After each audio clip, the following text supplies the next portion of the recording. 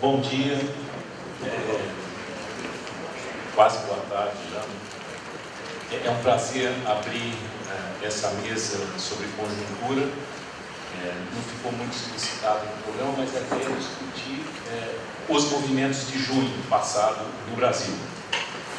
E a diretoria da Ampox moveu essa mesa, né? Eu agradeço muito pelo convite, de ter a oportunidade de falar um pouco para vocês e também de coordenar a mesa, e de contar aqui, como aparece no programa, com os nossos colegas, o Marco Aurélio Nogueira, da UESP, o Marcos Nobre, do SEBRAP e também da Unicamp, e a Mariana Toledo, que é do Movimento Passe Livre, embora seja também acadêmica, mestre em Sociologia, mas que hoje vai dar um depoimento sobre um dos atores desse movimento importante que nós tivemos no mês de junho.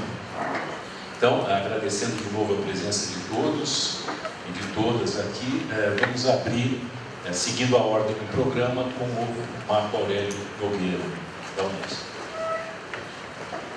Bom, muito bom dia. Repito aqui o Marcelo Vidente, agradecendo a Ampox pelo convite.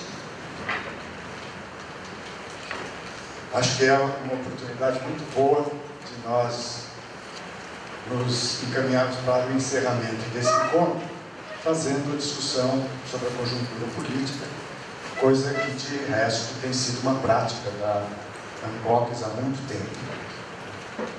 Eu me pus a seguinte questão, quer dizer, tudo bem que tem os movimentos de junho, mas a conjuntura é maior que eles, né? E os movimentos de junho, além do mais, tiveram desdobramentos que também modificaram um pouco a conjuntura. Pelo menos na minha formulação, modificaram no sentido de terem até mesmo fixado alguns elementos da conjuntura que, paradoxalmente, estiveram na origem dos movimentos das manifestações de junho. E eu vou começar a minha intervenção, a gente vai fazer uma intervenção bastante rápida, portanto não posso me dar o luxo de fazer muitas divagações. Eu vou iniciar fazendo uma divagação maquiavélica.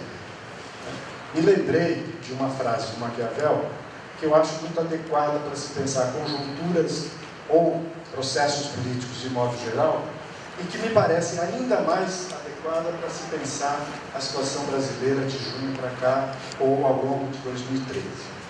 É uma frase bastante famosa do Maquiavel, eu cito de cabeça: é mais interessante ou mais adequado nós nos referirmos à coisa do que a alguma imaginação sobre ela.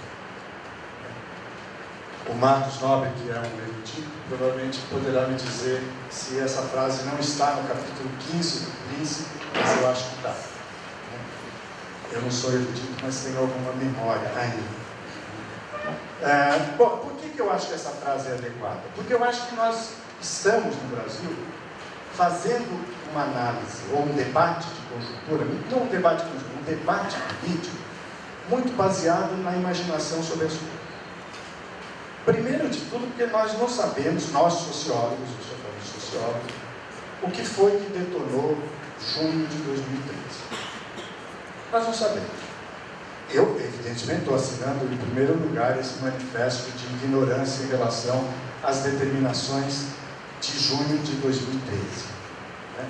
Mas eu diria que nós temos muitas imaginações a respeito de junho, mas ainda não fechamos a análise. E, portanto, nós falamos sobre coisas, muitas vezes, que estão mais no campo das nossas expectativas, dos nossos desejos, das nossas fantasias e dos nossos fantasmas, do que dialogando com os fatos duros da vida lá de trás. Algumas coisas são óbvias.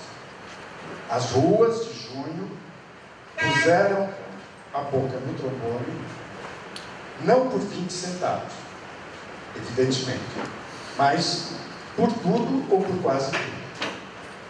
Foi ali, eu defino isso, como uma espécie de espasmo cívico participativo impulsionado por algumas ações pontuais como, por exemplo, o movimento pelo passe livre, ou pela redução dos impostos, mas que ganhou esse impulso, uma potência que não estava prevista no início.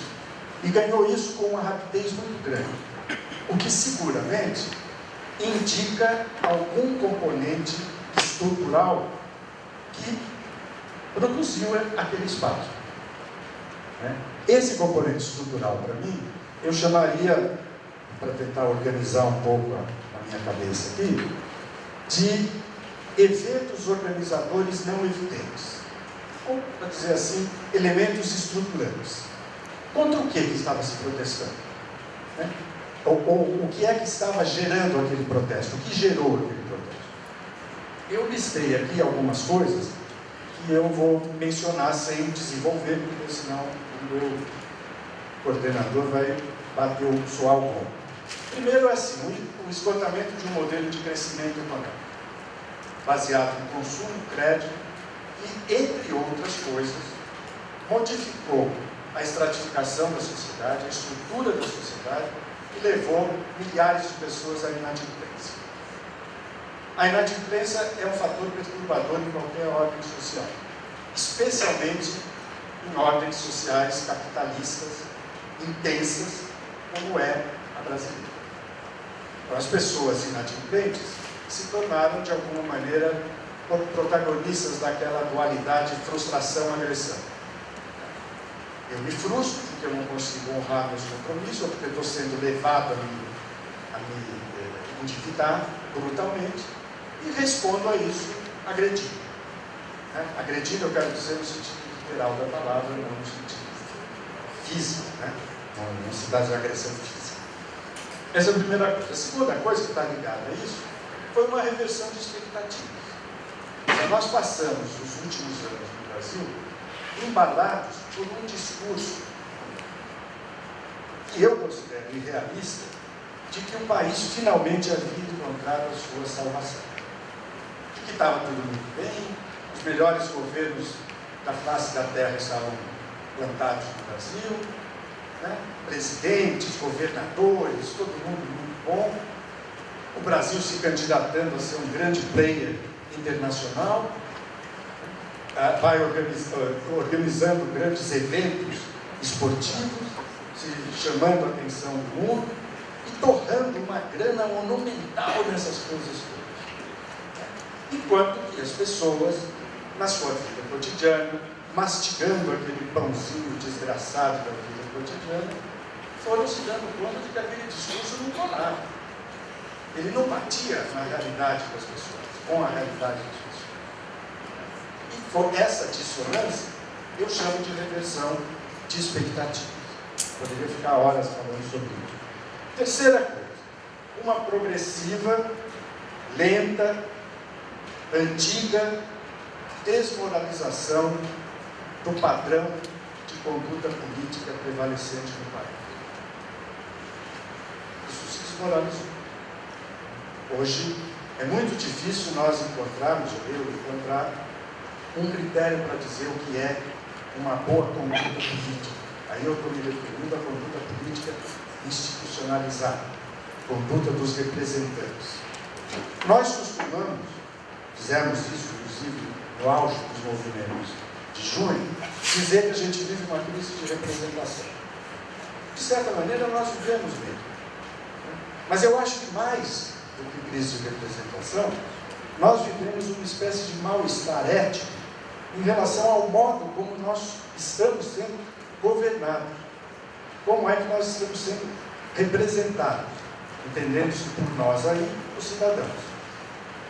Como é que os cidadãos estão sendo representados? A velha questão, a ética dos comuns e a ética dos políticos aparece sempre, e apareceu de novo agora, porque entre uma e outra abriu-se um precipício, um espaço enorme, um vale. Não há uma ponte entre o que pensa o cara das ruas e o que pensa e age, os valores, etc., as condutas de quem está no campo do Estado. E aí vale representante no sentido do legislativo, do executivo e do judiciário, com níveis diferentes de valoração. Por um momento, todo mundo ficou embevecida com a grande postura do Supremo Tribunal Federal. Na hora que os ministros começaram a bater boca entre eles, e eles batem boca mais ou menos como um jogo de futebol no campo, né? Um pouco daquele véu caiu. Né? Que diabo de grande corte é aquela em que os ministros se dão ao luxo de se ofenderem reciprocamente em altos brados? Né? Houve uma queda. Aquilo também entra no quadro da crise de representação. Agora, a crise de representação, eu coloco muitas aspas nessa expressão, ela é muito forte no campo dos representantes legislativos, e particularmente dos partidos. Não foi porque os manifestantes de junho são antidemocráticos, de direita, ou não gostam dos partidos, que eles vetaram os partidos. Porque os partidos não prestam. É simples. Eles viraram lixo. Eles não servem para mais nada. E isso falo eu, mas falam vários caras dos partidos que estão pondo a mão no fogo. Então esse é um problema. É um problema porque não porque a gente deva idolatrar os partidos. Eu já tive a minha fase de idolatria dos partidos, infelizmente ela acabou, passou. Né? Mas porque os partidos, de alguma maneira, deveriam existir para cumprir essa função de ligar uma parte à outra do precipício. Como eles falham, a ligação não se faz. E aí a voz das ruas não entra em sintonia com a voz do Estado. O que acontece com a voz das ruas? Acontece uma série. E o que acontece com a voz do Estado? A voz do Estado, ela se apoia, ou ela se utiliza de dois recursos. Ou ela se utilizou, bem se utilizada. Um é o recurso da mesmice. Vamos fazer as mesmas coisas de sempre, porque nessas mesmas coisas de sempre nós temos segurança. O que aconteceu de junho para